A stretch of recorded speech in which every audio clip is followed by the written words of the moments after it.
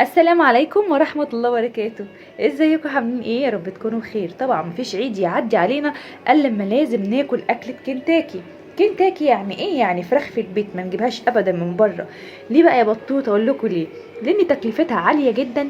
لكن يعني بما ان انت ممكن تعمليها في البيت وكل التكلفة بتاعتها بسيطة جدا، والنتيجة احسن واوفر وانضف كمان من بره بكتير. عملناها بطريقة سهلة جدا ومميزة، وكمان هتاخدي منها احلى قرمشة. سامعين؟ مقرمشه وكريسبي من بره وطريه كده وزي الفل من جوه، حاجه كده فاخر من الاخر. تحفه تحفه تحفه. بسم الله ما شاء الله. بصوا احنا فتحنا هنا واحده اهي. بصوا قلبها من جوه، بسم الله ما شاء الله. ولا فيها دم بقى ولا حاجه ولا غمقه ولا الكلام اللي احنا بنشوفه في المحلات ده ابدا. حاجه كده فاخر من الاخر. عملناها بطريقه سهله جدا وبسيطه. يلا بينا بسرعه نشوف احنا عملناها ازاي. بصوا حبايبي، مقاديرنا سهله وبسيطه. كل اللي عملته هنا، جبت بصلايه قطعتها طرنشات زي ما انتم شايفين كده، دعكتها كويس جدا بالملح والفلفل. يبقى انا حطيت هنا بصلايه دعكتها بالملح والفلفل فقط لا غير. طيب هحتاج ايه بقى هنا معايا تاني؟ هحتاج كده هنا بسم الله رشه كده من الكاري اهو، حبه كده من الكاري. هحط عصره ليمونه، ليمونه كامله اهي، ادي كده نص ليمونه، وادي النص التاني اعصرها كده كويس بسم الله. واحط القشره بتاعتها، وهضيف لها شطه حمراء. ما تقلقيش، بصوا دي معلقه كده او معلقتين كبار من الشطه الحمراء اهو. تمام، مش هيبان معاكي في الطعم بس هيديكي تست حلو قوي، وهيدي كمان لحته اللحمه معاكي لون حلو قوي قوي. فما تقلقيش، مش هتبقى سبايسي قوي، ما تقلقيش. واحط كمان كده معلقه كده من الثوم البودره بسم الله. وكمان هضيف معلقه كده من الزنجبيل او الجنزبيل بسم الله. وكمان هضيف معايا كده رشه بسيطه من الكمون، رشه بسيطه. وهضيف معانا هنا معلقتين كده كبار من السكر، دي معلقه صغيره فانا هحط 4 معالق اهو بسم الله. السكر بيدوب معاكي اللحمه بتاعه الفرخه، وكمان بيخليها طريه كده وجوسي معاكي، وبيستويها كويس جدا ويديكي طعم حلو. هرش كده رشه ملح مش هكتر لان انا حاطه دعكه البصل بالفلفل والملح. وهضيف كده معلقه من الخل، معلقه كده كبيره. وهضيف لهم 3 مكعبات من مرقه الدجاج اهو. لو انتي مش حابه تستخدمي مرقه الدجاج، بس هي مكون اساسي معانا في الوصفه وبتدي التست طعم حلو جدا اهو، ممكن تحطي مكانها ملح.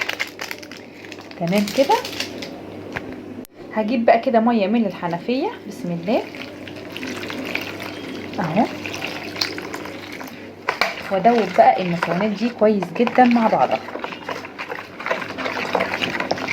لو حابه تضيفي بقى توم بودره بصل بودره، بس انا بستكفى بطعم البصل الفريش اللي احنا حاطينه.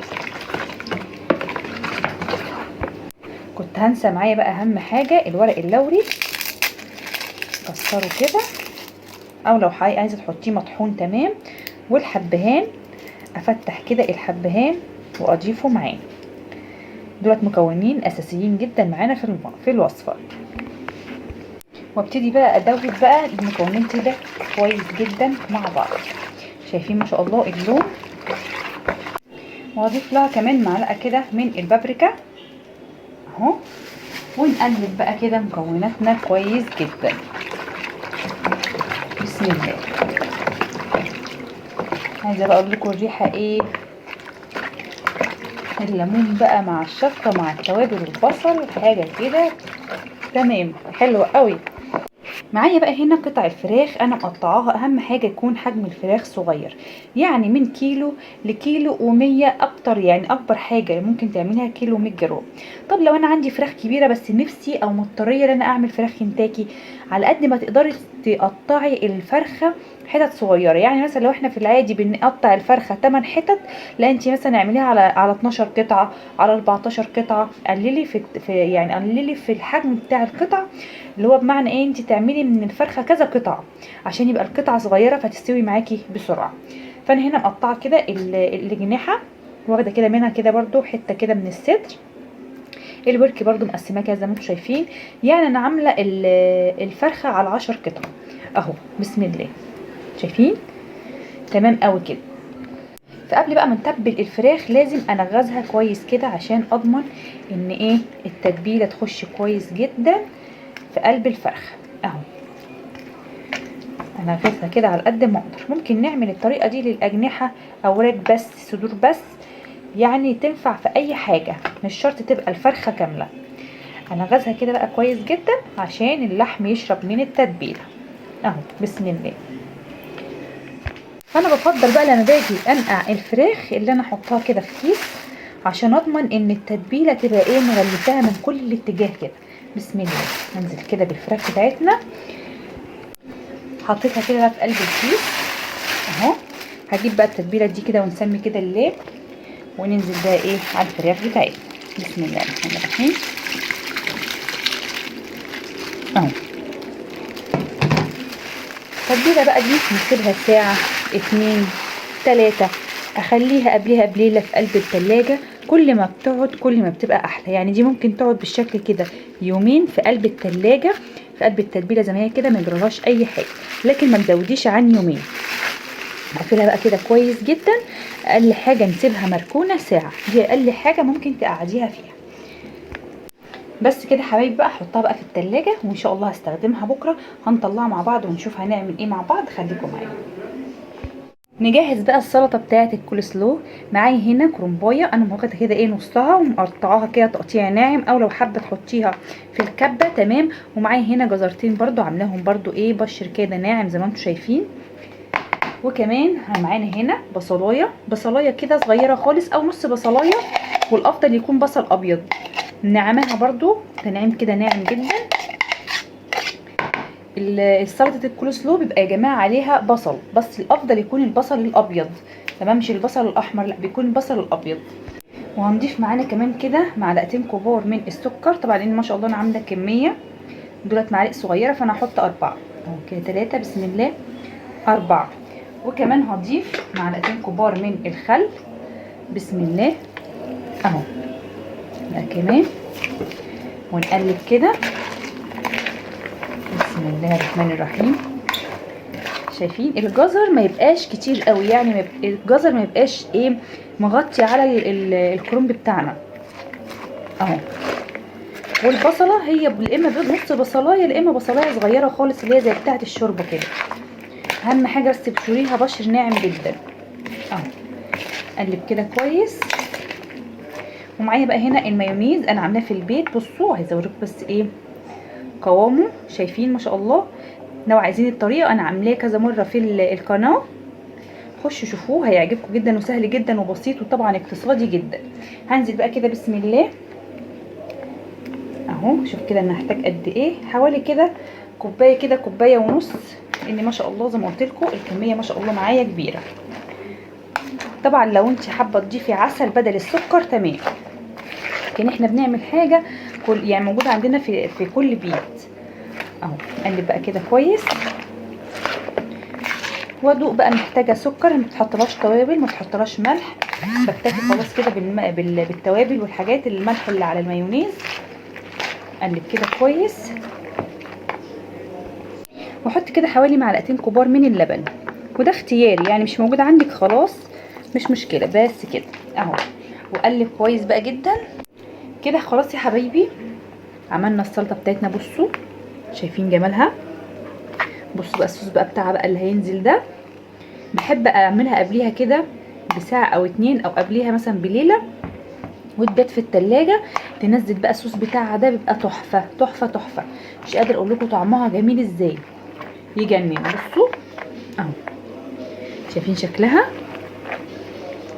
حاجه كده فاخر من الاخر ما شاء الله. كده خلاص جهزنا بقى السلطه بتاعتنا. يلا بينا نشوف ايه نعمل ايه تاني مع بعض. خليكم معايا حبايبي. حوالي كده 3 كوبايات او 3 مجات من الدقيق، حط عليهم نص مج او نص كوبايه من النشا تمام. هنتبلهم بقى. هنحط معانا هنا ايه بسم الله رشه كده من الجنزبيل، وهنحط كمان رشه كده من الكزبره، ومعانا هنا توم بودره، ومعايا كمان فلفل اسمر، ومعايا كمان كوبيبه صيني، ولو حبها بقى تبقى سبايسي يعني والشطه ظاهره فيها قوي، نحط بقى ايه شطه.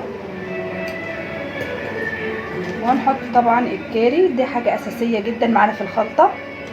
نحط حبه كمان كده. وهنحط توابل فراخ. وهنحط كمان حبهان ولوري ده اخر حبه كده عندي، حبه صغيرين اهو. وهنحط بصل بودره. ومعايا كده معلقتين من مرقه الدجاج الفوريه. لو عندك مكعب عادي كسريه كده وحطيه معاكي عادي، ينفع برضو. ومعايا رشه كده من جوز الطيب.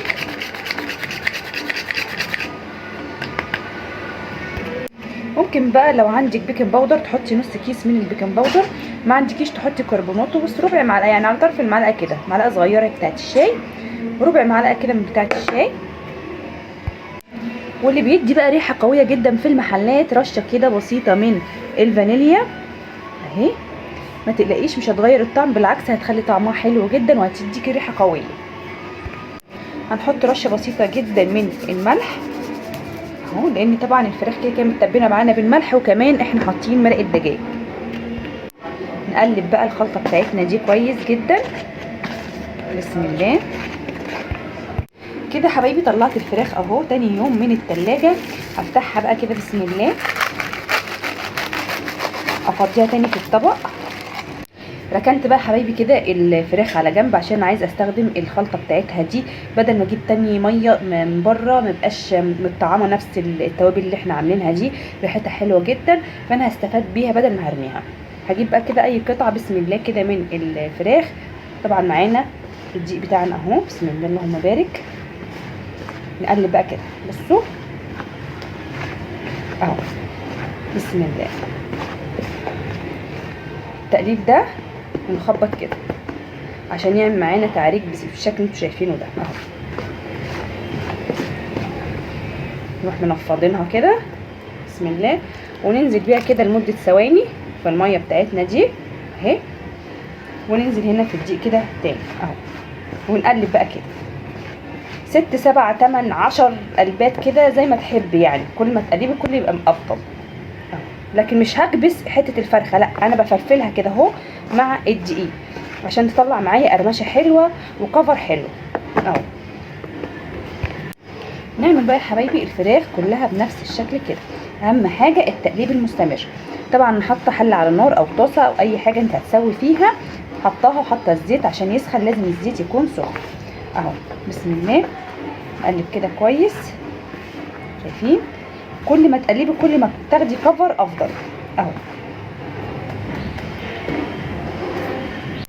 الزيت معايا اهو يا حبايبي سخن. اول طبعا ما هنزل بالفراخ لازم تكون درجه الحراره عاليه اول 5 دقايق، وبعد كده اوطي عليها اخليها فوق يعني فوق الواطي بشويه، يعني تحت المتوسط او هو الواطي كده يعني، عشان تستوي كويس جدا براحتها. خلاص هاخد بقى كده الحته انفضها بقى كده كويس قبل ما احطها في الزيت اهو. بنفض بس كده اهو. بصوا بقى شايفين التعريج اهي. بسم الله بقى كده ونصلي على الرسول. بسم الله. حط برضو القطعه الثانيه ونفضها كده كويس قبل ما احطها اهو. بسم الله. نتني بس كده الجناح كده بتاعها شويه كده. بسم الله. بس كده اخليها بقى ايه تستوي بقى براحتها خالص بقى، اوطي بقى عليها واخليها تستوي لا على النار وسط زي ما قلنا، وخليها تستوي براحتها خالص. ما نقعدش بقى نقلبها دلوقتي عشان الكفر بتاعها لسه طري، وكمان كده يقع مننا كتر التقليب والكفر لسه طري كده يقع منك كده يا حبايبي اهي. شايفين ما شاء الله اخدت لون تحفه ازاي. قبل بقى ما نطلعها من الطاسه او من الحله لازم نعلي النار على الاخر لمده مثلا 3 4 دقايق كده، علشان لو شاربه شويه زيت او حاجه تطردهم مع درجه الحراره العاليه دي. بصوا شايفين بقى بسم الله بقى حاجه كده تحفه. طبعا مش هطلعها على صينيه ولا الكلام ده، لازم تطلعيها في مصفى عشان ما ترجعش تطرى معاكي تاني. بصوا شايفين ما شاء الله. طلع بقى كده بصوا شايفين التعريج اهي. هعمل برضو باقي الكميه ان شاء الله بنفس الشكل كده. عايزين بقى تغمقوا بقى اللون شويه، تفتحوا اللون شويه زي ما تحبوا. صفيها بس كده كويس. عايزه اقول لكم بقى بسم الله ما شاء الله الريحه قلبة الدنيا، قلبة الدنيا، اللهم بارك. اهي هنزل بقى باقي الكميه نفس الطريقه كده. حبايبي الكنتاكي خلصت معايا اهي، شايفين بسم الله ما شاء الله. ايه رايكم بقى؟ حد بقى يفرقها ما بينها وما بين اللي انت بتجيبيها من بره؟ شايفين بسم الله ما شاء الله الجمال. بصوا قلبها بقى كده من جوه، بصي ما شاء الله الفرخه من جوه لحمتها بيضه وزي الفل ازاي، ما فيهاش دم ولا اي حاجه ومستويه. والريحه بقى مش قادره اقولك، تحفه تحفه تحفه. بسم الله ما شاء الله. ادي الكميه بتاعتنا اهي، توفير وطعم ونظافه يعني وجمال مفيش بعد كده. ايه رايكم؟ اعمليها بقى في البيت، ما تجيبهاش تاني ابدا من بره. سهله جدا وبسيطه، مش مكلفه ابدا، وكل مقاديرها موجوده في قلب البيت. يا رب بقى يكون الفيديو النهارده عجبكم. لو عجبكم بقى الفيديو متنسوش بقى الاشتراك في القناه وتفعيل الجرس واللايك. والسلام عليكم ورحمه الله وبركاته.